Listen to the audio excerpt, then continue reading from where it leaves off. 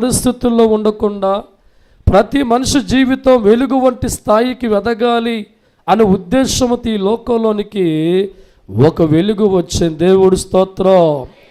అయితే కింద వాక్యం కంటిన్యూ చేస్తే ఆయన లోకములో ఉండెను, ఆయన ఈ లోకంలో ఉండెను, లోకం ఆయన మూలముగా కలిగెను గాని సమస్తము దేవుడు మూలంగా కలిగింది గాని లోకం ఆయనను తెలుసుకొనలేదు. మనుషులు ఎవ్వరూ ఆయన తెలుసుకునే ప్రయత్నం చేయలా. దేవుడు స్తోత్రం. ఈనాడు ఎంతో మంది జీవితాలు యేసు ప్రభువుని తిడుతూ ఉంటారండి. ఎందుకంటే నీకు అన్నం పెడుతున్నాడుగా, బాగా తిట్టాలి. ఎంతోమంది యేసు ప్రభువు జీవితాన్ని అసహించుకుంటారు. ఎందుకంటే నీ కన్నీరు వంటి జీవితం వెలిగిత్తకొచ్చాడుగా, అసహించుకుంటాం.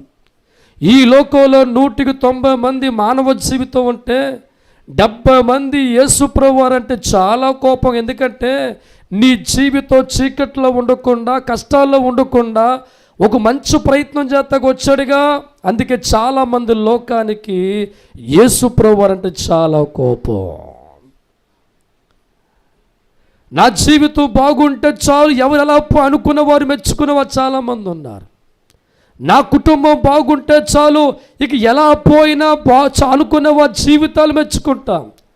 ప్రతి మనిషి కూడా ఈ లోకంలో వెలుగ్గా ఉండాలి, ప్రతి మనిషి ఆనందంగా ఉండాలి, ప్రతి మనిషి కూడా కష్టాల్లో, బాధల్లో, కన్నీళ్ళలో ఉండకూడదని మానవ జీవితాన్ని వెలిగిత్తకొచ్చాడే.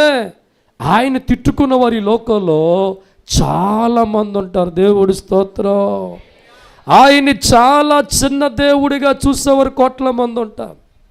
పరాయి దేవుడిగా భావించేవారు కోట్ల మంది ఉంటారు. నా జాతికి చెందినవాడు కాదనుకొని అసహించుకున్నవారు చాలామంది ఉంటారు. నీకంటే నేను గొప్ప అనుకొని దేవుని కించపరిచేవారు ఉంటారు. అవసరమైతే యేసు ప్రభువుని బూతులు తిట్టేవారు ఉన్నారు. అసహించుకున్న కారణం మనిషి జీవితం వెలిగిత్తకొచ్చాడే, ఆయన చేసిన తప్పు అదే, తప్పకూడదు. దేవుడి స్తోత్రం. హల్లెలూయా.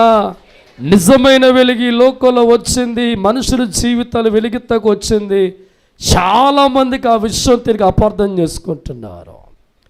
ఏ మనిషి అయితే కన్నీరులో ఉండకూడదు తప్పించే దేవుడిగా ఉన్నాడో, ఏ మనుషులైతే గాథ వంటి పరిస్థితుల్లో ఉండకూడదో, నేను బాధపడిన పర్లా మనుషులందరూ సుఖం అనుకున్నాడో, ఆ దేవుడు మనుషులకు అర్థం కాక చిన్న దేవుడిగా భావించి, పరాయి దేవుడిగా భావించి, రకరకాల చెందిన వారికి దేవుడు మనకు దేవుడు కాదని ఆలోచన చేసి వెలిగిత్తాను రారా అన్న నీ వెలుగు నాకు వద్దని చీకట్లో తుండ్రే కుటుంబాలు చాలా ఉన్నాయి. దేవుడి స్తోత్రం.